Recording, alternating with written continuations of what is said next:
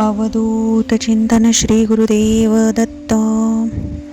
अक्षय तृतीयेला सोनं नको तर 10 रुपयाची फक्त ही एक गोष्ट खरेदी करा.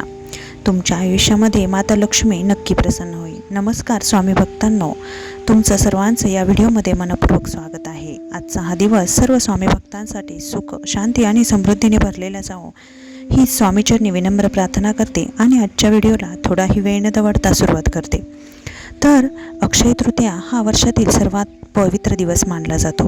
पण आजकाल काय झालं आहे की लोकांना वाटतं की सोनं घेतलं की लक्ष्मी माता लगेच प्रसन्न होते. पण खरं सांगायचं झालं तर मी तुम्हाला आज एक महत्त्वाचं असा एक उपाय सांगणार आहे, जेणेकरून तुम्हाला फक्त 10 रुपयांची ही एक वस्तू आणायची आहे आणि माता लक्ष्मी तुमच्यावर कशी प्रसन्न होते ही माहिती तुम्हाला कुठेही मिळणार नाही. तर आजचा हा व्हिडिओ शेवटपर्यंत नक्की बघा. तर अक्षय तृतीया म्हणजे नेमकं काय? अक्षय म्हणजे अशी माहिती आहे की अक्षय जे कधीही संपत नाही. या दिवशी केलेले दान, जप, सेवा, खरेदी हे अक्षय म्हणजेच पुण्य देणारं म्हणजे कधीही न संपणारं असं पुण्य जिथे घडतं तेच आहे अक्षय तृतीया. या दिवशी केलेले कर्म हे आयुष्यभर फळ देतात. म्हणूनच हा दिवस अत्यंत शुभ मानला जातो. अक्षय या शब्दाचा अर्थ म्हणजे न संपणारी समृद्धी, अखंड लक्ष्मी आणि सतत वाढणारे सुख. पण लक्ष्मी फक्त पैशात नसते, ती अन्नात असते, समाधानात असते, आरोग्यात असते, कुटुंबात आणि सर्वात महत्त्वाचं म्हणजे आरोग्यात असते. हे जपवणं खूप महत्त्वाचं असतं. आणि अक्षय तृतीया हा सण सर्वात महत्त्वाचा म्हणजे पितरांची सेवेसाठी मानला जातो. अक्षय तृतीयेला पितरांची सेवा खूप महत्त्वाची असते. पितर सुख म्हणजेच काय आहे तर घरामध्ये पूर्वज जे आहे त्यांच्यासाठी त्यांच्या नावाने केलेलं अन्नदान, गरजूंना जेवण, पाणीदान हे केल्याने घरातील अडथळे दूर होतात आणि आर्थिक प्रगती सुरुवात होते. आता अक्षय तृतीयेला मूळतः तुम्हाला करायचं काय आहे? जे काही तुमचे पितर आहे म्हणजेच सुवासिनी, तुमच्या ज्या काही गेलेले व्यक्ती आहे, समजा सुवासिनी असेल तर त्यांच्या नावाने तुम्ही साडी दान करू शकता, किंवा जे काही पुरुष मंडळी आहे त्यांच्या नावाने तुम्ही कापड दान करू शकतात. हेच तुमचं खूप मोठं दान समजलं जातं, कारण हे नेहमी अक्षय असतं म्हणजेच कधी न संपणारं असतं. आता माता लक्ष्मी आणि कुबेर यांची सेवा इथे या दिवशी केली जाते. मूळतः या दिवशी कोणत्या गोष्टी आणायच्या हे मी तुम्हाला व्हिडिओच्या शेवटी नक्की सांगणार आहे, त्यामुळे व्हिडिओ थोडासुद्धा स्किप करू नका. या दिवशी माता लक्ष्मी आणि भगवान कुबेर यांची पूजा केली जाते. कुबेर हे धनाचे रक्षक असतात आणि माता लक्ष्मी ही धनाची देवी असते. दोघांची पूजा केल्यावरती पैसा येतोही आणि तो टिकतोही. आता बऱ्याच ठिकाणी असे असते की पैसा येतो परंतु तो टिकत नाही. यासाठी कुबेर महाराजांची पूजा केली जाते, म्हणजेच धनाचे रक्षक जे आहेत त्यांची पूजा केली जाते. त्यामुळे आपल्याला पैसा टिकतो, बचत वाढते आणि अचानक लाभही होतो. आता मुख्य भाग म्हणजेच सोनं चांदी. जर तुमच्यामध्ये क्षमता असेल, तुमच्याकडे तेवढं धन असेल तर तुम्ही सोने चांदी नक्की खरेदी करा, कारण ते अक्षय असतं, कधी न संपणारे. तुम्हाला नक्कीच त्याचा फायदा होईल. भावना महत्त्वाची असते, श्रद्धा महत्त्वाची असते. जर तुमच्याकडे तसं शक्य नसेल तर तुम्ही सर्वात महत्त्वाचं म्हणजे माठ खरेदी करू शकतात. पूर्वीच्या वेळी अक्षय तृतीयेलाच नवा माठ घेतला जातो, परंतु आजकाल वातावरण इतकं बदलत आहे की आपण अगोदरच माठ खरेदी करतो. त्यामुळे शांती निर्माण राहते, थंडावा आणि जीवन. पाणी हेच जीवन आहे, यामुळे घरामध्ये माठ अत्यंत महत्त्वाचं आहे. घरामध्ये माठ आणल्याने सकारात्मक ऊर्जा येते, घरात शांतता टिकून राहते.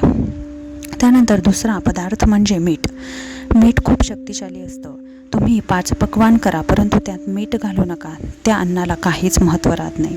त्यामुळे मिठाचे खूप मोठ्या प्रमाणामध्ये महत्त्व आहे. अक्षय तृतीयेला मीठ आणल्याने वाईट नजर दूर होते, घरामध्ये सुख शांती निर्माण होते. आता ह्या ज्या दिवसामध्ये आहे उन्हाळ्यात धान्याचा साठा पूर्वीचे लोक करून ठेवायचे. तर धान्याचा साठा म्हणजेच लक्ष्मीचं रूप असतं. घरामध्ये अन्न असेल तर लक्ष्मी आहे असं समजलं जातं. या दिवशी धान्य आणल्याने कधीही तुमच्या अन्नधान्यामध्ये कमी पडत नाही आणि घरामध्ये भरभराट नेहमी राहते. त्यानंतर पुढची वस्तू आहे ती म्हणजे पिवळी मोहरी. पिवळा रंग हा माता लक्ष्मीला अत्यंत प्रिय आहे. मोहरीचा उपयोग हा दोष निवारणासाठी होतो, नजर कमी करण्यासाठी होतो, किंवा जी काही बाहेरची नजर तुम्हाला लागलेली असते ती देखील उतरवता येते. घरात सकारात्मक ऊर्जा वाढते. त्यामुळे पिवळी मोहरीची खरेदी आवर्जून करा. त्यानंतर आहे झाडू. आता काही ठिकाणी त्याला शिराई देखील म्हणतात. ती आपलं दारिद्र्य दूर करण्यासाठी उपयोगी पडते. लक्ष्मीला स्वतःला स्वच्छता खूप आवडते, त्यामुळे झाडू आणल्याने घरातील नकारात्मकता निघून जाते. लक्ष्मी आपल्या घरामध्ये प्रवेश करते, त्यामुळे ह्या वस्तू नक्की आणा.